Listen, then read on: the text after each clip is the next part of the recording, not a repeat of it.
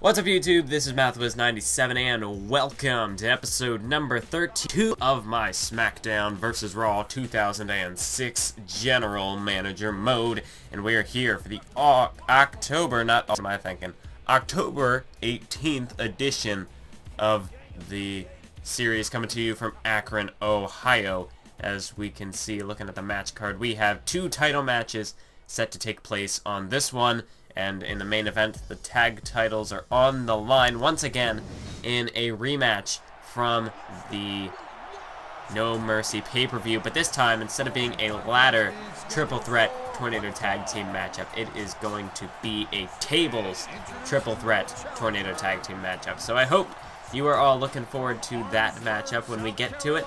But for now, we have a rematch for the United States Championship. Shelton Benjamin cashing in his rematch clause here tonight to take on the new champ who won the title in the Fatal 4-Way at No Mercy. And that is the big red machine, Kane. That is right, folks. If you missed the No Mercy pay-per-view, well, first of all, go check it out because, well, I mean, you've been spoiled by this point, so you've probably checked it out if you missed it. But anywho, basically at the No Mercy pay-per-view, we have a lot of stuff going down. I mean, we have a new United States champion, a new tag team champions, new cruiserweight champ, and yes, I know I said a new tag team champs because that's proper English, guys. I can grammar. I can grammar, everybody. But the world title, the world heavyweight title, yet again was retained by the Game Triple H. As Triple H, well, he's the only man left in the series who has held the championship since the beginning of the series. So Triple H, certainly, that was certainly not a title that anybody really held in the, well, I guess the 2008 series was technically ECW, so there was only one title. But yeah, that title changed hands fairly quickly, if I do recall correctly. Certainly not as long as Triple H has held it. So Triple H, that's definitely something to be proud of. Other than that, I mean, I guess his closest competitor was Edge, but Edge dropped the US title at Great American Bash, so Triple H has long since been uncontested as the top dog, the longest reigning champion here in GM mode, at least for the 2006 series. As we see a nice uppercut there from Kane, and now a huge clothesline taking down Shelton Benjamin. But yes, that is right, Shelton Benjamin using his rematch clause here tonight. And, well, like what happened last episode, we got a huge fan boost from the pay-per-view, which is going to happen. So what we got to do this episode, we had to put on some high-profile matches so that we can try to keep up with our Monday Night Raw adversaries. Because, of course, with the pay-per-view giving us that giant boost, we need something to try to keep the momentum going, perhaps try to defeat Raw yet again. I mean, obviously the ratings boost, typically it tends to go right back to the other show, or at least, you know, slowly they'll kind of gain it back. And at the moment, they have had the upper hand on us in terms of the ratings week by week. But I feel like using that pay-per-view to kind of launch this show perhaps into new heights in the ratings, we might be able to shut down Raw. We might be able to put to rest their little comeback. But to do that, we have to keep up the consistent epic shows, and that's what we're looking to do here tonight with these two title matches. As we see now, Shelton going to the top rope, but Kane, he's having none of that, as Shelton gets just dropped from the top rope. And now look at this, Kane up top, perhaps looking for the, well, okay, because the game doesn't want to adjust to Shelton's positioning. Instead, it's an elbow drop from the top rope, rather than the diving clothesline that we've come to expect from the big red machine. And there's a back suplex by Shelton, taking down Kane. And as we can see right now, Kane counter, shoving Benjamin away. Oh, and this is the move. Look at this, Kane, last ride power bomb. And he goes for the cover, but that's a rope break. Unfortunately, unfortunately for Kane, he was unaware of his ring positioning, and that allows Shelton to stay in this matchup. But, of course, that was the move Kane used 2 weeks ago when he catches the kick. Oh, but Shelton, look at that. And it's so nice we had to see it a couple times there with the replay. Shelton with that vicious, devastating kick to the side of Kane's head. Kane never even saw it coming. But that powerbomb was the same move Kane used 2 weeks ago, to defeat Shelton Benjamin in the tag team tables matchup. And, well, I mean, Shelton, he has now been defeated by Kane twice in a row. So he just doesn't have the best luck when it comes to facing the Big Red Machine as of late. Of course, this rivalry has been basically it's our longest ongoing rivalry at the moment. Wait a minute, Shelton! Shelton hits the T-bone suplex, and he could recapture the title right here, right now. No, just barely a kick out at 2 7/8 there from Kane. And I'm sure Shelton, he's got to be shocked. That was his finishing maneuver, and Kane just kicked out of it. Shelton, he's got to be beside himself. What does he have to do to defeat this man? But as I was saying, this is our longest ongoing rivalry currently at the moment. And perhaps this could be the end of the rivalry tonight if Kane does in fact retain the title. But if Shelton wins, maybe we'll get one more sort of culminating match out of it. But either way, this rivalry appears as though it's on its last legs.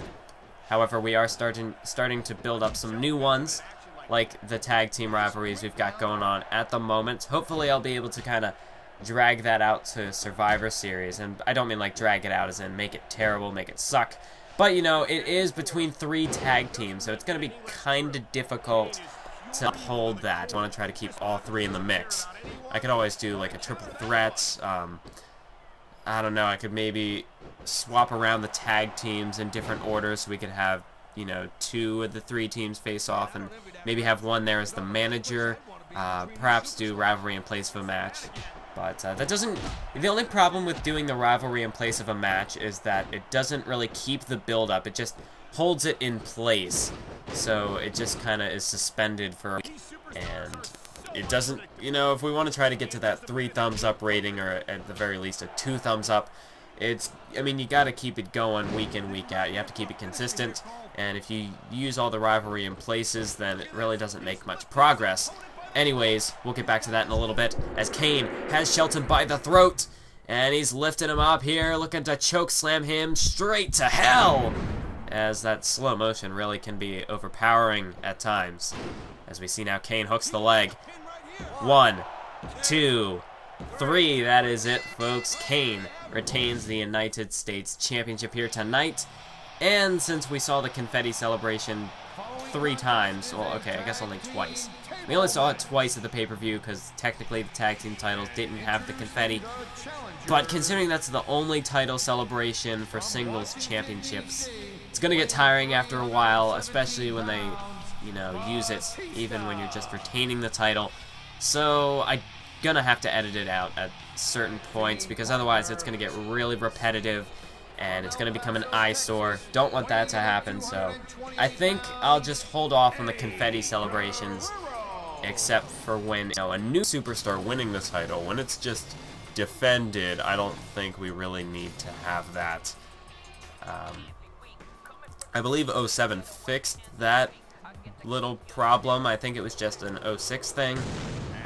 But you know, it's still an issue at the moment, so we gotta see how that goes. But anywho, as now we move on to the tag team triple threat tornado tables matchup between the 6 men, the 3 teams we saw compete in the ladder match at the pay-per-view, as it will be Edge and Jericho taking on Batista and Guerrero, the former champs, taking on the current new champs, the British Bulldog and Bret the Hitman Hart. Of course, as I was saying, you know, really I made kind of a little rant in the last episode about how, you know, the WWE games don't really have much of a variety when it comes to, you know, the 6-man tags, the tag teams, I guess, in general at this point. But even in, like, the real WWE, there are no real tornado tag matches. It's basically just, even if it's, like, remember that matchup between The Shield and Evolution? I think you could basically classify both matches between the 2 teams, both at Payback and Extreme Rules. It just seems like they... And then the Wyatt family one as well. That didn't really work out. It was a 6-man tag. There wasn't really a stipulation to it. And, like, they bring the match to the outside and everything.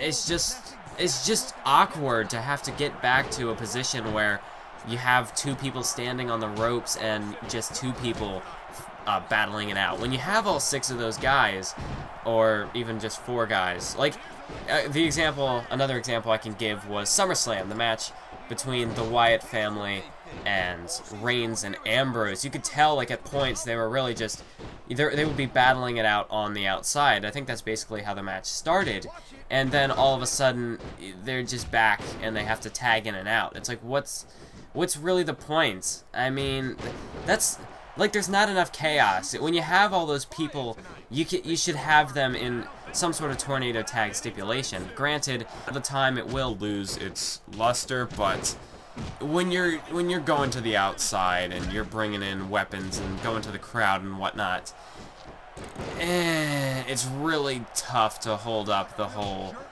tag in and out. You can only have 2 legal participants at the same time. It's almost like the tornado tag team match stipulation doesn't even exist in modern WWE, and that's a bit of a disappointment. But I doubt that would change anytime soon. And even when, like, you have the Fatal 4-Way tag team matches for the title, triple threat tags, whatever have you, especially in something like that, like, take a look at the matchup on your screen right now as opposed to the SummerSlam tag team title matchup. Granted, it's kind of cool, the concept that you have 4 teams on the apron, or even 3 if you're more comparing it evenly to this. It's kind of cool to see how, like, especially what the New Day tried to pull off, where Kofi tagged himself in and it was him and Big E and they tried to pin each other. That was, that was something unique. That'd be interesting to see how that would work. You can tag out anybody. It doesn't just have to be your partner. But at the same time, you have all these standing around doing nothing. And that's cool. You can do that every once in a while, but I feel like you should also use the tornado tag more to, what it was intended to be used for. It just creates more chaos. You have everybody doing something, and it's more like a free-for-all, just sort of battle royal. It's just like chaos all over the place, and that's ultimately what that's what I always liked about the triple threat tag team matches, the tornado ones. And even as much as, like, elimination tornado tag, regular tornado tag, 6-man tornado tag, whatever the case. Because otherwise, especially with, now I focus more back on the games, is that the tag team mechanics have always sucked. Let's be frank. I can't think of a WWE game where the tag team mechanics weren't complete garbage, at least as long as I've played, and I started back in this game. This was my very first game. Well, actually, technically, the first WWE game I ever played was 2007. This was the first one I actually owned physically. My friend had a copy of 07. But really, the tag team mechanics have always kind of been trash. Like, you have people running into the ring all the time to break up pinfalls. Like, that makes sense if you're a heel, but if you're a face, and when it happens all the time, the matches drag, and you have what would be a believable finish, and then it gets broken up, and then you end on, like, an armbar or something. It's just, it's not pleasant. And really, that's why more often than not, I'll have if there's a tag team match, it's going to be a tornado tag, because it'll be more entertaining that way, because you don't have people jumping in and out of the ring, breaking up pinfall submissions, so then the match goes on for like half an hour. Yeah, so again, a bit more sort of, I wouldn't really consider that a rant, but it was like a discussion, take it as you will, just talking about more tag team stuff, but, I mean, I'm sure the WWE really doesn't care. The tag team division is all but, non-existent at this point, so I'm sure they really couldn't give two craps about my personal opinion. I'm just some random guy on the internet, just a random internet fanboy. But anyway, let's focus on the match at hand, what's going on at the moment, because like I said, chaos, and this is chaos incarnate right now, as we've got Edge, and Edge, it looks like he's about to spear Eddie Guerrero here. 2 tables set up in the ring. The British Bulldog's got Jericho, Batista going after Bret Hart, Edge with a spear, as these tables really just threw that move way out of place. But now Bret Hart, he's got Batista here. Oh, nice blow right to the of the animal. And now throws him into the table, perhaps looking to put Batista through the table, looking to retain the titles, but that was not to be. As now Jericho's got a chair, but Batista, well, he's not going to let Jericho run rampant with that steel chair. Look at Batista, power slam right there, as he plants the Ayatollah of rock and rolla into the mat right there. And yes, as we can see, as I said, you know, Batista and Eddie Guerrero lost the tag titles at the pay-per-view, but with it being a ladder match, they technically were not really even involved in the decision. True, it was Eddie Guerrero who battled Bret Hart atop the ladder in the final moments, but, you know, it's not like they were exactly pinned or submitted to lose the titles, so I'm sure they're a bit frustrated about that. And here tonight, they definitely have a huge opportunity to win back those titles. As we see now, Eddie was trying to go for the cover, but yeah, this is a tables matchup, Eddie. Get your head in the game. Get your head in the game, kid. As we see now, reverse DDT from Bret Hart. Batista again sent into Edge, though. He's got a table, and he's just striking Eddie with it. And now he's got the British Bulldog laid out on the table here. Edge, oh, is he going to look for the execution? Kick to the gut. DDT through the table. And that busted the British Bulldog open. And just like that, we have new WWE Tag Team Champions, folks. It is Edge and Chris Jericho picking up the victory. I guess you could say Team Canada wins here tonight. As they, well, I guess never mind. Drop that idea. Drop the Team Canada idea.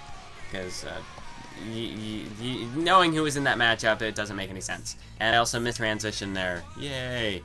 Anywho, as we see now, Raw gains 70,000 fans. God dang it. Ah, whatever. Whatever, man. I don't understand. I don't understand. What are they doing that's new, that's exciting, that they haven't done before? I mean, we did get the huge boost from the No Mercy pay-per-view. If you missed the episode, there are the ratings for you once more. Raw gets a 3.5 star show, I should say. Battle Royal, Last Man Standing. They've done that before. And look at this. How is that even a 3-star? We only had one 3-star match. All the others were higher. That should at least be a 3.5 star show. And it was much more balanced than that up and down roller coaster of a match card that Raw had.